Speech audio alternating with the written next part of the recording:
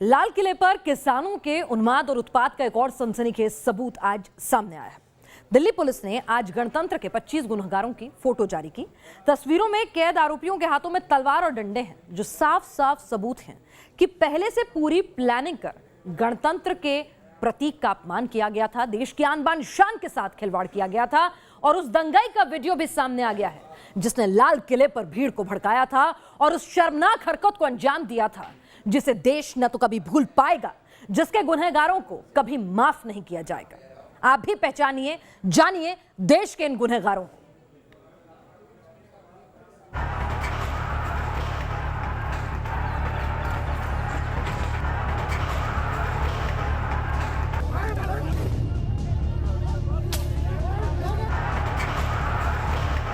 ये तस्वीर है शायद हिंदुस्तान कभी ना भूल पाए। लाल किले पर हुए इस उपद्रव को देख हर हिंदुस्तानी का सिर शर्म से झुक गया। अब आया है वो सबूत जो आपको दिखाएगा लाल किले के काले किरदारों और गणतंत्र के गुनहगारों का चेहरा। ये है लाल किला कांड के 25 वांटेड। 1, 2, 3, 4, 5, 6, 7, 8 कुल 25 फोटो। हर फोटो में छिपे दंगाई की पहचान कर लीजिए। हाथों में तलवारें हैं, जुबान पर नफरत भरे नारे और आंखों में मरने मारने का अंधा जुनून। कोई शीशे तोड़ रहा है तो कोई जवानों पर हमला करने की फिराक में है तो किसी के निशाने पर है बैरिकेड। ये सब अचानक नहीं हुआ। इस भीड़ के पीछे था एक मास्टरमाइंड जो हिंसा के बीच बार बार लोगों को भड़का रहा था, लाल किले की गर्मा को तार तार करने की धमकियां दे रहा था। ये चेहरा है इकबाल सिंह का, लाल किले हिंसा का मास्टरमाइंड। और इसके ऊपर अब 1 लाख रुपए का इनाम। खुद देखिए और सुनिए इकबाल सिंह का वो गुनाह जिसके लिए मुल्क उसे कभी माफ नहीं करेगा। शांतिनाथ क्रांति आ गई है। पहला शांति है, फिर क्रांति गेट तोड़ांगे, इन्हां ने स्टेडियम खोल के इन्हां दे मारांगे जे प्यार नहीं मिलने लगे। भाजी समझा लो इन्हां नूं, ਤੁਹਾਡੇ स्टेडियम ਤੁਹਾਡੇ ਦੇ ਵੱਜਣੇ ਨੇ, ਐਵੇਂ ਤੁਹਾਡਾ ਖੂਨ ਖਰਾਬਾ ਨੇ। खोलो खोलो उसको जाके खोलो, खोलो जाके, खोलो शांति से खोलो, खोलो गेट नहीं ਅਸੀਂ मारांगे। खोल दो, हथियार भी है ने बस। और डंडे तैयार रख लो, डंडे तैयार रख लो। प्यार है फिर हथियार प्यार नाल नहीं खोलेंगे, हथियार नाल खोलेंगे। डंडे मारे सिर च स्टेडियम नाल खो के ना मारेंगे जे नहीं मनणगे तां। इकबाल सिंह न सिर्फ लोगों को भड़काता है बल्कि पुलिस वालों को भी धमकाता है। इकबाल सिंह की करतूतें और बातें साबित करने के लिए काफी हैं कि लाल किले पर उन्मादी भीड़ इकबाल सिंह के इशारे पर उपद्रव कर रही थी।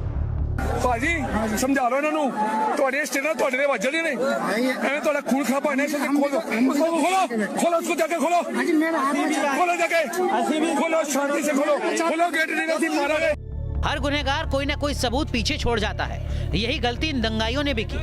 इकबाल सिंह भले ही अभी फरार हो या फिर ये दंगाई किसी बिल में छुपे हो, इनका कच्चा चिट्ठा सामने आ रहा है। और जिस दिन ये पकड़े जाएंगे उस दिन यही वीडियो, यही फोटो कानून के कटघरे में इनके खिलाफ सबूत बन जाएंगे।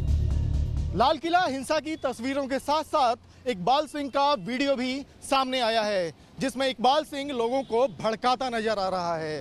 इकबाल सिंह 1 लाख रुपए का इनामी दंगाई है जिसकी पुलिस तलाश कर रही है ताकि पता लगाया जा सके कि लाल किला कांड यानी कि लाल किला हिंसा के पीछे कौन कौन सी ताकतें थी, कौन कौन से काले चेहरे थे।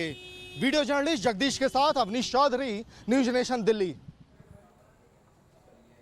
पहचान लीजिए इन चेहरों को, क्योंकि ये देश के अन्नदाता नहीं हो सकते। ये देश को बदनाम करने वाले देश के गुनहगार हैं, देशद्रोही हैं।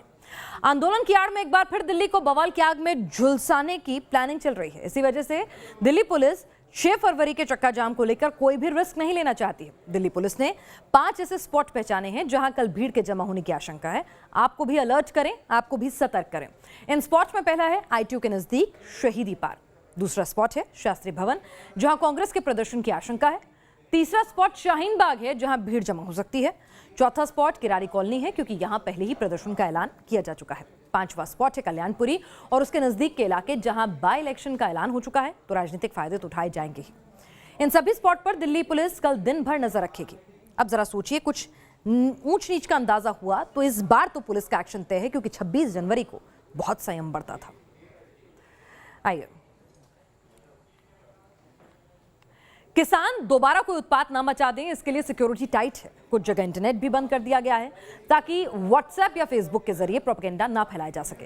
लेकिन हरियाणा के पलवल में आंदोलन करने वालों ने इसकी भी तोड़ निकाल ली है। राजाओं के जमाने की तरह यहां कारिंदा खत लेकर एक गांव से दूसरे गांव जा रहे हैं। मंदिरों पर लाउडस्पीकर लगाकर मुनादी की जा रही है, यानी आंदोलनकारी हर एक्शन की काट निकाल रहे हैं। व्हाट्सएप बंद तो खत भेजेंगे, फेसबुक नहीं तो मुनादी करेंगे। यह है 52 खापों का वो वॉर प्लान जिसका मकसद है 6 फरवरी को एक बार फिर किसान शक्ति की नुमाइश करना। पलवल में जब किसानों के ऐसे फॉर्मूले अपनाने की खबर मिली तो न्यूज नेशन की टीम फौरन मौके पर पहुंची। मिलिए इनसे। नाम है अरुण जेलदार, 52 खापों के अध्यक्ष हैं। इंटरनेट बंद है तो व्हाट्सएप ग्रुप के जरिए 6 फरवरी के चक्का जाम का ब्लूप्रिंट नहीं पहुंचा पा रहे थे। कंधों पर 52 खापों की जिम्मेदारी थी तो अरुण जेलदार ने खत लिखने शुरू कर दिए। इधर नंबरदार खत लिखते हैं और उधर लोग खत लेकर फौरन अलग अलग गांव की तरफ रवाना हो जाते हैं। हमारे पास ये खाप की चिट्ठी आ गई है, इसे हम अब चौकीदार को बताएंगे कि इस तरीका से पूरे गांव में रिपीट नहीं है, और जगह जगह जहां बड़े बूढ़े हैं और युवा हैं उनको हम खुद बताएंगे। चौकीदार जाएगा, हर घर में जाएगा चौकीदार। पूरे गांव में माइक है, अपना एक जगह से माइक पे बोल देते हैं। यह आइडिया ठीक वैसा ही है जिसका इस्तेमाल आज से सैकड़ों साल पहले किया जाता था, जब राजा महाराजा अपने संदेश भेजते थे। सिर्फ खत ही नहीं भेजे जाते, लोगों तक आंदोलन की खबर पहुंचाने के लिए मुनादी भी की जाती है। फर्क सिर्फ इतना है कि पहले ढोल से मुनादी होती थी, अब यही मुनादी मंदिरों पर लगे लाउडस्पीकर से होती है। हिंदी में मुहावरा है कि ढोल बजा के बताना कि ये सूचना है, वही काम मुनादी के जरिए की जाती है। मुनादी का मतलब है खाप की तरफ से जो आदेश आया है, जो फरमान आया है, वो गांव-गांव तक पहुंचाना। उसके लिए जो इस्तेमाल होता है वो होता है गांव का सबसे बड़ा मंदिर, क्योंकि पश्चिमी उत्तर प्रदेश में, हरियाणा में हर एक गांव में एक बड़ा मंदिर जरूर होता है जिसपे लाउड स्पीकर भी होता है, और उसी की जगह उसी के जरिए मुनादी की जाती है। इस वक्त हम देख सकते हैं कि हम एक मंदिर में मौजूद है और यहाँ पर जो चौकीदार है वो उसे मुनादी के आदेश मिले हैं और वो मुनादी करने की शुरुआत करेंगे। खाप के आदेश के बाद गांव वाले एक जगह इकट्ठा हो चुके हैं। ये माना जाता है कि फरमान में जो बातें कही गई उस पर 100% अमल हो। भले ही गांव वाले किसी भी राजनीतिक विचारधारा से हो, खाप के फरमान को टालने की हिम्मत किसी में नहीं है। अभी हम सब इकट्ठे हो गए, मंदिर पे जाएंगे, वहाँ पे हम अपनी गांव को इकट्ठा करके खाप पंचायत का इंतजार करेंगे। खाप पंचायत का जो आदेश होगा उसको मानूंगा। जो खापों का जो फैसला होगा वो ही मान्य होगा। खाप की ताकत भी है और अब खाप तैयार भी है। कुछ ही घंटों बाद यानी 6 फरवरी को पता चल जाएगा इन खतों, इन मुनादियों से आए पैगाम से क्या और किस दिशा में असर हुआ। क्या 6 फरवरी अमन लाएगी या हिंसा से लबरेज 26 जनवरी जैसी बन जाएगी। Team news nation. पलवल में खाप पंचायतों ने खत और मुनादी का सहारा लिया है तो भारतीय किसान यूनियन के नेता राकेश टिकैत आज अलग ही मोड में नजर आए। गाजीपुर बॉर्डर पर दूसरे नेताओं से मुलाकात के बाद राकेश टिकैत सीधे उस जगह पहुंचे जहां ट्रैक्टरों को रोकने के लिए कीलें लगाई गई थी। टिकैत के आने से पहले ही 2 डंपर मिट्टी मंगा ली गई थी और टिकैत ने खुद मिट्टी डालकर उन कीलों को ढक दिया जो पुलिस ने लगवाई थी। यानी टक्कर लेने का मूड अब भी बरकरार है। देखना यह होगा कि इस बार सिस्टम से तकरार 26 जनवरी जैसी होगी या उस शांति जैसी जिसका दम किसान बार बार भर रहे हैं।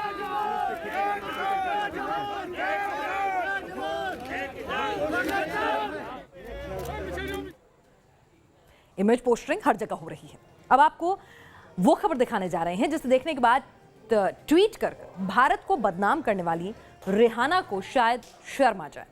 पॉप सिंगर रिहाना ने किसान आंदोलन को लेकर ट्वीट किया, बेबुनियाद तकरीरों को सामने रखा, लेकिन विश्व गुरु भारत ने फिर भी मानवता का धर्म निभाया। भारत सरकार ने आज रिहाना के देश बारबाडोस को कोरोना वैक्सीन की पहली खेप भेज दी है। बारबाडोस को भारत से 1 लाख एस्ट्राजेनेका की वैक्सीन की डोज मिली है। दरअसल बारबाडोस ने कुछ वक्त पहले भारत से इस वैक्सीन की डोज की मांग की थी। डोज भेजने के बाद बारबाडोस के पीएम ने प्रधानमंत्री मोदी को खत लिखकर शुक्रिया भी किया है। रिहाना को सोचना चाहिए कि भारत एक ऐसा देश है जो हर मुश्किल वक्त में अपने दोस्तों की, दुश्मनों की भी सहायता करता है, तो ऐसे में वो अपने देश के अन्नदाता को भला क्यों नहीं सुनेगा। आगे 26 जनवरी को दिल्ली ने जो कुछ देखा था, कुछ वैसा ही अमेरिका की राजधानी वॉशिंगटन डीसी ने 6 जनवरी को देखा था। जब उन्मादी ट्रंप समर्थकों ने कैपिटल हिल पर हमला कर दिया था, दुनिया का सबसे पुराना लोकतंत्र शर्मसार हो गया था। आज उस भीड़ से बचकर भागे सांसद एक साथ आए और उन्होंने बताया कैसे कैपिटल हिल की हिंसा उनकी जिंदगी का सबसे डरावना हिस्सा बन गई। कुछ सांसदों ने तो ये तक कहा कि उन्हें आज भी नींद में दंगा करते वो चेहरे नजर आते हैं। आप भी देखिए कैसे उन सांसदों ने अमेरिका के उस काले दिन को याद किया जब अमेरिका का लोकतंत्र शर्मसार हुआ था।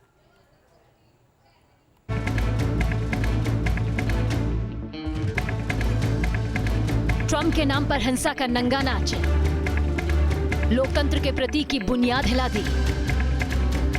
6 जनवरी वो दिन जब अमेरिका हुआ था शर्मसार। 6 जनवरी की ये तस्वीरें दुनिया का सबसे पुराना लोकतंत्र यानी अमेरिका शायद ही कभी भूल पाए। चुनावी हार से बौखलाए डोनाल्ड ट्रंप ने भड़काऊ ट्वीट किए थे और इन ट्वीट्स ने ट्रंप के उन्मादी समर्थकों को इतना भड़काया कि कैपिटल हिल को मानो हाईजैक कर लिया गया। आज जब अमेरिकी कांग्रेस का सेशन शुरू हुआ तो आगाज 6 जनवरी की हिंसा की टेस्ट मनी के साथ हुआ। खुद सुनिए क्या बीता था उन सांसदों पर जिन्हें मरने मारने पर उतारू भीड़ ने घेर लिया था। I'm not here this evening to seek sympathy or just to tell my story, rather to make a public apology for recognizing that we were sitting ducks in this room as the chamber was about to be breached. I screamed to my colleagues to follow me across the aisle to the Republican side of the chamber so that we could blend in. जरा सोचिए कितना डर था America की दिशा और दशा तय करने वाले इन चेहरों के अंदर। टेस्ट मनी देते देते कुछ सांसदों के आंसू निकल आए। डर और दहशत के उस लम्हे को ये सांसद आज भी नहीं भुला पा रहे। And so I remember sitting in the office with my team. This was one of the days out there on the streets when the white supremacists would show up and start shooting at us. This is one of the days when the police would ambush us from behind trees and from behind buildings, and all of a sudden now we're on the ground. उन्माद में आकर सड़क पर निकलना, नारेबाजी से लोगों को भड़काना आसान होता है, लेकिन भीड़ जब बेकाबू हो जाती है तो उसका डर कभी दिल से नहीं जाता। 6 जनवरी को इस डर को वॉशिंगटन ने महसूस किया और 26 जनवरी को दिल्ली ने। अब हर जुबान पर एक ही दुआ है, ऐसा उन्माद, ऐसा अंधा जुनून दोबारा ना देखने को मिले। Team news nation. और अब आगे बढ़ते हैं, उस खबर को दिखाते हैं जिसका सीधा कनेक्शन आपकी जेब से है। सुबह निकलते होंगे, पेट्रोल डीजल गाड़ी में भरवाते होंगे तो बार बार सवाल यही उठता होगा कि भाई पेट्रोल के दाम आखिर क्यों बेतहाशा बढ़ते जा रहे हैं, इसके पीछे वजह क्या है, और खासकर तब जब अंतर्राष्ट्रीय बाजार में दाम उस तेजी से बढ़ नहीं रहे हैं। तो चलिए तेल के खेल को आप भी समझिए।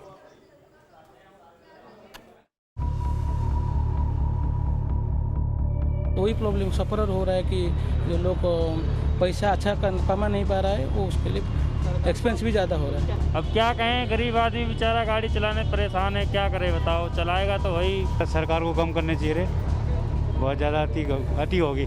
पहले जो तेल आ जाता था 500 का, वो आजकल पता नहीं लगता तेल का। कोई परेशान है, कोई हैरान है, किसी को घर के बजट की फिक्र है तो किसी की जुबान पर एक ही सवाल है, पेट्रोल के दाम क्यों बढ़ रहे हैं। पेट्रोल और डीजल के दाम में अचानक तेजी से इजाफा क्यों हो रहा है, ये भी आपको बताएंगे। लेकिन पहले देख लीजिए पेट्रोल के रेट का वो मीटर जो आउट ऑफ कंट्रोल होकर ऊपर चढ़ता जा रहा है। 5 जनवरी को दिल्ली में पेट्रोल 86 रुपए 95 पैसे प्रति लीटर था। डीजल की कीमत 77 रुपए 13 पैसे थी। मुंबई में पेट्रोल 93 रुपए 49 पैसे के भाव से बिका तो डीजल का रेट था 83 रुपए 99 पैसे। कोलकाता में पेट्रोल 93 रुपए 26 पैसे बिका तो डीजल खरीदने के लिए 82 रुपए 33 पैसे खर्च करने पड़ रहे थे। भोपाल में पेट्रोल 94 रुपए 85 पैसे था तो डीजल 84 रुपए 14 पैसे। 4 और 5 जनवरी लगातार दोनों दिन पेट्रोल और डीजल के दाम बढ़ते नजर आए। हमारा सजेशन ये होगा कि सरकार डीजल को, जो डीजल और पेट्रोल को जीएसटी में लाने की मांग होती आई है, सिर्फ डीजल को पहले फेज़ में अगर जीएसटी में ले आए तो इससे आम नागरिक को भी फ़ायदा होगा, इंडस्ट्रीज़ वालों को भी फ़ायदा होगा और इससे सभी चीज़ों के दाम के ऊपर नियंत्रण भी आएगा। कोरोना ने पहले ही बचाया गया पैसा खा लिया है और अब महंगा पेट्रोल डीजल कमर तोड़ रहा है। पब्लिक की जुबान पर एक ही सवाल है, आखिर ऐसा क्या है जो पेट्रोल के दाम को लगातार ऊपर ले जा रहा है बावजूद इसके जब अंतर्राष्ट्रीय बाजार में कीमतें गिरी हैं। पेट्रोल डीजल की कीमतों में लगातार इजाफा हो रहा है और महंगाई लगातार बढ़ती जा रही है। आज पेट्रोल और डीजल की कीमतों में 30 पैसे प्रति लीटर का इजाफा हो चुका है। 30 पैसे प्रति लीटर के इजाफे के साथ पेट्रोल की कीमत जो है वो आपको बता देते हैं का अलग अलग जगहों पर अलग अलग दाम जो है वो हुए हैं। कई जगहों पर तो पेट्रोल अब 100 रुपए प्रति लीटर तक पहुंच चुका है। अगर दिल्ली की बात करें तो पेट्रोल दिल्ली में 86 रुपए 95 पैसे प्रति लीटर हो चुका है। बढ़ती कीमतों की वजह से आम आदमी का जीना अब दुश्वार होता जा रहा है। तेल की दुनिया का ये खेल है दाम बढ़ने की वजह, लेकिन वो आदमी क्या करे जिसे इस बड़े गुणा गणित से कोई लेना देना नहीं। वो आम हिंदुस्तानी क्या करे जिसके लिए जेब में रखा एक एक पैसा अहमियत रखता है। Team news nation.